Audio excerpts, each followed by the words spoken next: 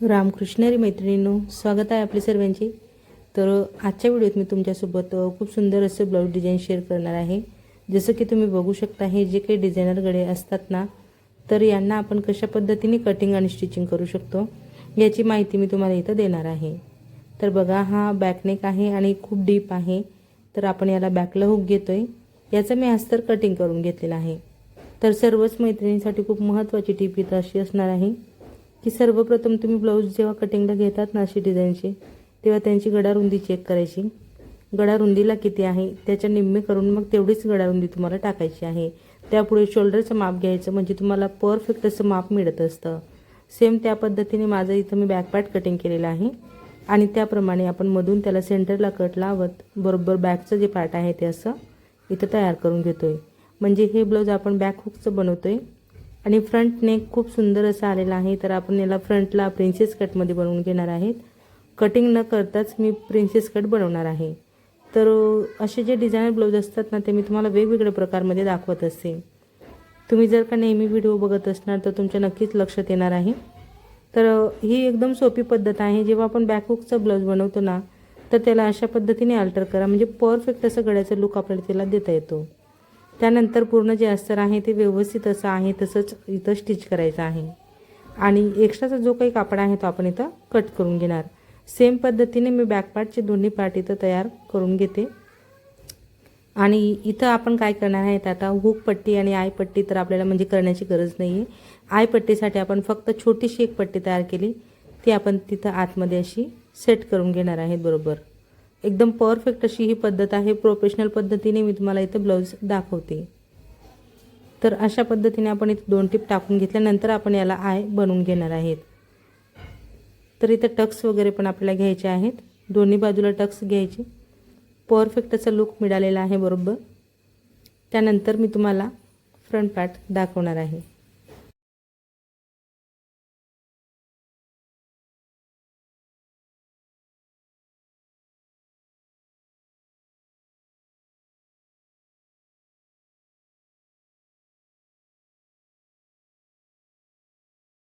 तर इथं बघा, आता आपण फ्रंट पार्ट जे आहे ना, त्याचं सर्वप्रथम मी नेक तयार करून घेते। म्हणजे फ्रंटचा जो गडा आहे तो एकदम परफेक्ट असा अल्टरच्या फिनिशिंगने मी तयार करून घेतला। बाकी आता आपण यावर प्रिन्सेस कटची मार्किंग करणार आणि त्याप्रमाणे मी इथं टिप देखील टाकून घेतलेली आहे। तर प्रिन्सेस कटचा आपण खालचा जो मोठा टक्स आहे तो, तसंच मुंड्यामध्ये आपण नॉर्मल अशी टिप इथं टाकून घेणार आहेत। सेम पद्धतीने आपण दोन्ही टक्स तयार करणार।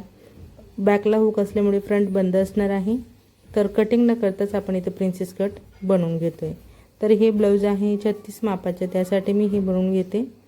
तुम्ही कुठल्याही मापाला अशा पद्धतीने ब्लाऊज तयार करून म्हणजे करू शकता। आणि सर्वप्रथम तुम्हाला काय करायचं आहे की त्यावर टिप टाकायची आहे। त्यामुळे काय होतं, आपला जो काही कापड आहे तो एकमेकांना असा टच असतो, म्हणजे मोकळा सुटत नाही आणि टक्स घ्यायला आपल्याला सोपं जात असतं। तर डबल टिप टाकत माझे इथं परफेक्ट असा लुक मिळालेला आहे ब्लाऊजला। प्रिन्सेस कटचं पार्ट तयार झाल्यानंतर बघा, टक्स घेतल्यानंतर आपले हे जे कोणे खाली आलेले असतात ते कट करायचे आणि त्यानंतर इथं आपल्याला कमरेला पट्टी लावायची आहे।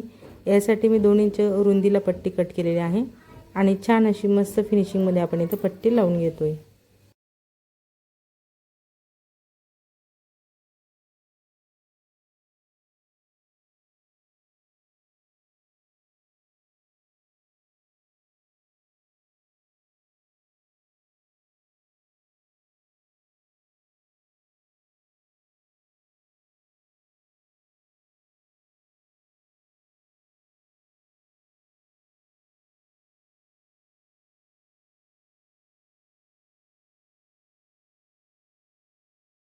तर आता जे ब्लाऊज आहे ते आपलं बॅक आणि फ्रंट रेडी झालेलं आहे। नेहमीप्रमाणे मी इथं शोल्डरला उतार दिलेला आहे आणि पूर्ण जे ब्लाऊज आहे ते मी पूर्ण करते। पण त्याआधी मी तुम्हाला इथे एक महत्त्वाची अजून एक माहिती अशी देणार आहे की आपण जेव्हा डिझायनर गळ्याचे ब्लाऊज बनवतो ना, तर त्यांना शोल्डर तसंच मुंडा खूप आपल्याला जास्तीचा घ्यायचा असतो, म्हणजे जसा तो त्याची ब्रॉडनेस असते त्याप्रमाणे। मग अशा वेळेस आपण स्लीव कशा पद्धतीने लावू शकतो याची तुम्हाला खूप छान अशी माहिती इथं मिळणार आहे। तर हे बघा, केव्हाही तुम्ही कुठल्याही प्रकारचं कसलं जरी ब्लाऊज कटिंग आणि स्टिचिंग करत असणार तर तुम्हाला हा चेकिंग टाईम जो आहे तो करणं खूप गरजेचं आहे। चारी पार्ट साईडचे बघायचे, शोल्डर बघायचं. तसंच खालच्या बाजूने फिनिशिंग असल्यामुळे बाही जोडण्याच्या आधी आपल्याला मुंड्यामध्ये सारखं असं शेप द्यायचा असतो 2 इंचापर्यंत आणि त्यापुढे आकार द्यायचा असतो. आता इथं मी फ्रंट मुंड्याचा आकार दिलेला नाही आहे, तो मी इथं देऊन घेणार आणि मग नंतर स्लीव अटॅच करायला घेणार आहे. तर सेम पद्धतीने तुम्हाला देखील करायचे आहे. जेव्हा तुम्ही अशा सर्व गोष्टी बघणार आणि व्यवस्थित निरीक्षण करून करणार तेव्हाच तुमच्या ब्लाऊजला परफेक्ट अशी फिनिशिंग मिळणार आहे. तर आता आपल्या इथं स्लीव देखील तयार आहेत, ते आपण इथं लावून घेणार.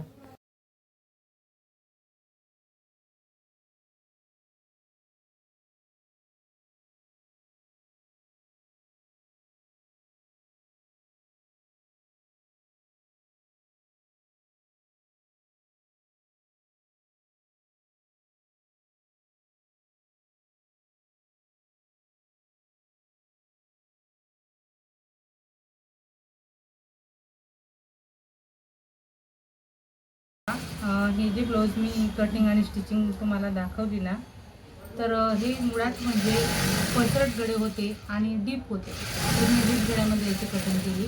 तर मी यासाठी शोल्डर बोटनेकचं ठेवलेलं आहे आणि बोटनेकचाच मुंडा घेतलेला आहे. तर भरपूर मैत्रिणींच्या मनात प्रश्न असा निर्माण होतो की हा जो बोटनेकचा आपण मुंडा ठेवलेला आहे त्याला ही स्लीव बरोबर पुरत असते का? तर माझी बरोबर आता बघा एक स्लीव लावून झालेली आहे. मग तेव्हा म्हटलं चला तुम्हाला एक दाखवते, एक्झाम्पल देते की आपली ही जी स्लीव आहे ती बरोबर होऊन गेलेली आहे. म्हणजे 38 मापाचा ही ब्लाऊज आहे. तर 38चा चौथा म्हणजे छातीचा चौथा जो येतो ना त्याची मी घडी घेत असते. तर इथं बरोबर 9.5ची माझी इथं बाहीची घडी मी घेतलेली आहे आणि बाही व्यवस्थित अशी आलेली आहे. तर तुम्ही पण अशा पद्धतीने स्लीवची फिटिंग करू शकता. एकदम परफेक्ट येते. बोट नेकमध्ये डीप नेक, त्यासाठी शोल्डर आपल्याला बोटनेकचं घ्यावं लागतं आणि मुंडा खोली देखील बोटनेकची घ्यावी लागते जेव्हा असे डीप नेक आलेले असतात.